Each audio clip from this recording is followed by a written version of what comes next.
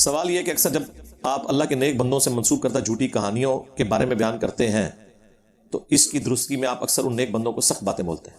مثلا مریم کے جیسا ہے ہی کوئی نہیں، تیری رابعہ بصریہ تشائی کوئی نہیں. یہ اللہ کا نیک بندہ جو ہے وہ مریم تو ہے، یہ رابعہ بصریہ کس آیت اور حدیث میں نیک بندی شمار ہوئی ہے؟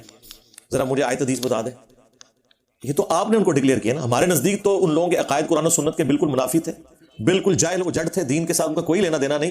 وہ دین تصوف کے اوپر تھے، اور دین تصوف جو ہے یہ مسٹسزم ایک علیحدہ سے مذہب کی برانچ ہے جو یہود و نصارہ میں بھی پائی جاتی ہے، ہندوؤں میں بھی صوفی ہوتے ہیں، مسلمانوں کے ہاں بھی صوفیاء موجود ہیں. ان کا اسلام سے کوئی لینا دینا نہیں. ہاں یہ مسلم صوفی ہیں، جیسے ہندو صوفی، عیسائی صوفی، رہبان راہب جو کہا جاتا تھا، یہودی صوفی، اس طرح مسلمانوں کے صوفی ہیں. یہ اللہ کے نیک بندے کہاں سے ہو گئے؟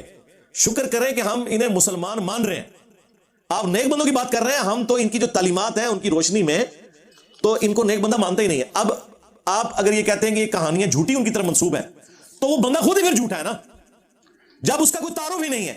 یعنی میں آپ کو پرانے کسی بابے کے بارے میں کہوں کہ یہ اس کی طرف جو بات منسوب ہے یہ بھی غلط، یہ بھی غلط، آپ کے نہیں، اس کی ہے نہیں ہے، پھر صحیح کیا ہوتے دسو؟ وہ بھی کوئی نہیں.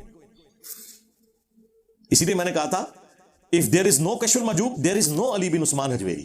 ہاں، کیونکہ ان لوگوں کا تعارف یہی کتابیں ہیں اور ان کے ماننے والے ہیں. اگر آپ یہ کہیے تو اسی طریقے سے ہے کہ کوئی شخص 8 سے 1000 سال بعد کہے کہ جی غلام احمد قادیانی دجال کی طرف لوگوں نے جھوٹ منسوب کر دیا، پھر آپ کیا کریں گے؟ تو بھائی جو کچھ اس کے بارے میں ملتا ہے اس کی بنیاد پہ جج کیا جائے گا نا.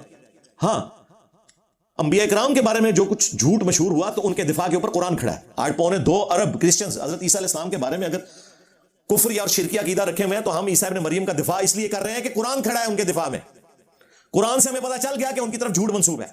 آپ لوگوں کے جو بابے ہیں کھڑے کردہ ان کے بارے میں کوئی قرآن و سنت میں موجود نہیں، الٹا ان کی جو تعلیمات ہیں وہ کفریہ، شرکیہ اور گستاخانہ ہے.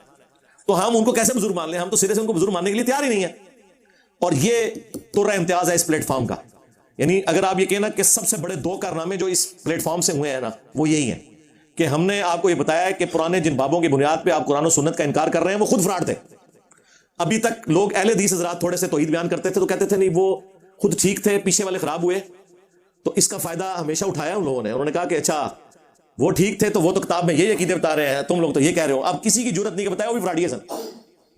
یہ ہم نے جرت کی ہے کہ لاؤ کوئی اچھی بات ان سے منسوب ہو، کوئی ایک اچھی بات لاؤ تو وہ جو کچھ آپ لائیں گے وہ تو ہر مسلمان کے اندر. اگر آپ کہیں گے جی فلانے بابا جی کہتے ہیں اللہ ایک ہے، جی سرکار جو یہاں پہ جتنے ریڈی بان ہیں وہ بھی کہتے ہیں اللہ ایک ہے، اے کیوں نہیں ولی، او کیوں ولی پھر؟ ہاں لیکن اے جے ایڈا ریڈی بان ہے نا، انہیں کہتے چشتی رسول اللہ نہیں جے پڑھایا لیکن اس بابے نے پڑھایا جے نہیں جی غلط منسوب ہے.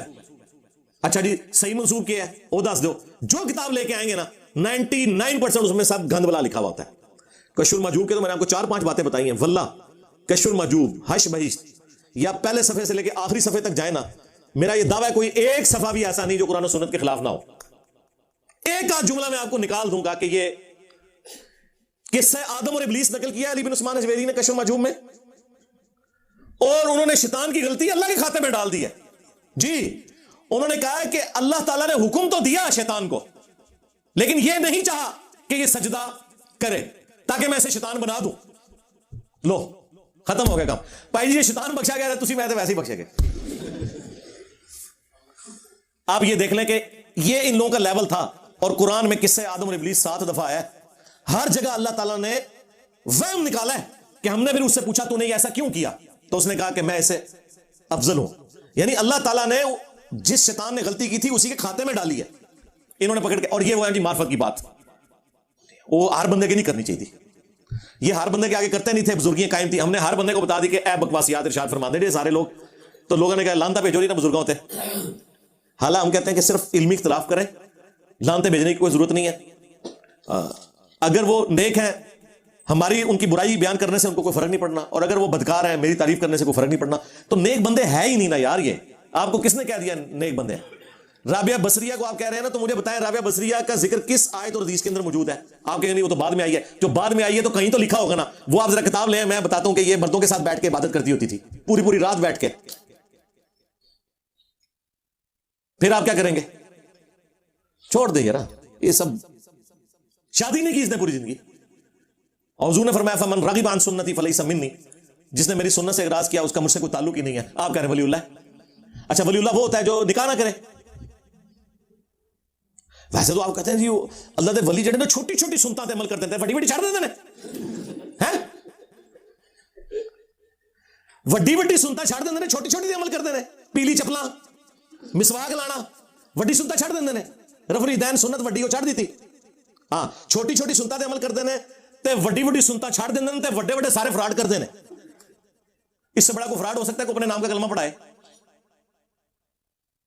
جو بایزید بستامی کے سکر کو ثابت کرنے کے لیے رسول اللہ پہ جھوٹ باندھے کہ انہوں نے اپنی صحابی کی بیوی پہ عاشق ہو گئے تھے, ان سے شادی کر لی تھی.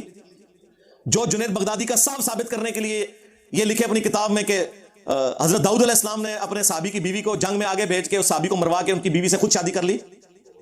تو سرکار میں تو کہتا ہوں جو یہ اس طرح کے باتیں کرتے ہیں کو تمہارا حشر انہی لوگوں کے ساتھ ہو اور ہمارا حشر جو ہے نبی الاسلام ان کے صحابہ اہل بیت کے ساتھ ہو. آمین.